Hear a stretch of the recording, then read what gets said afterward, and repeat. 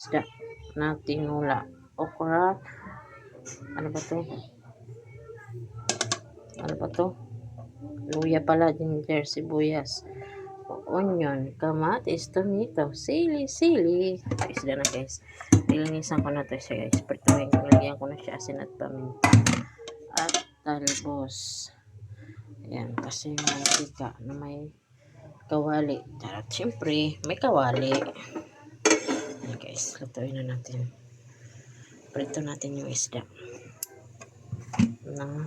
May templo na yan siya guys. Lagyan ko. Prituhin muna natin siya guys ng bahagya. Di ba pahuli ah. Dapat pala yung tong na may ano. Ay, lumayo ko. Kasi yung kalaban niya. Lalayo lang tayo. Ay, ba't may panglasit ng ito? Ay, kalaban yung paisip eh. Ay, sa kusina. Nagsiprito tayo guys. Ay! Ayan guys. Ano ba ito yung nagpapit na diba? May kalaban guys. Hindi kasi kung nagbubum-bum-bum-bum. Natalsik. Iutin natin ito. Pag nagpiprito. Luya. Sibuyas. At kamatis. Pakuluin muna natin siya guys. Kasi na yan siya.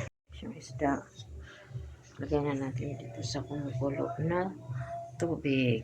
Transfer na natin siya guys. Natin ko lang.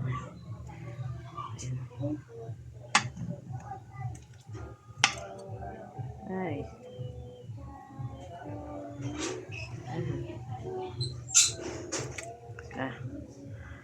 Yan ito maging vlogger daw ko no.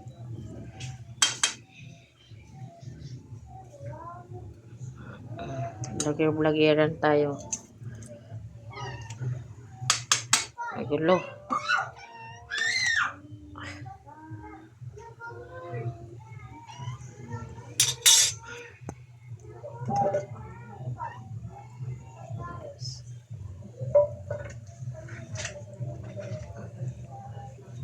Tama guys.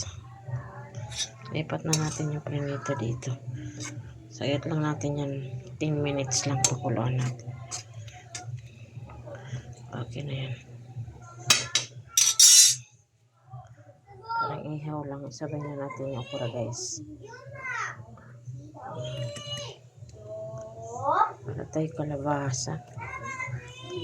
At sili. Ayan. Mas mamaya na. Pakuluan po muna natin yan. Kalong na guys. Kaya natin. Lutuan natin.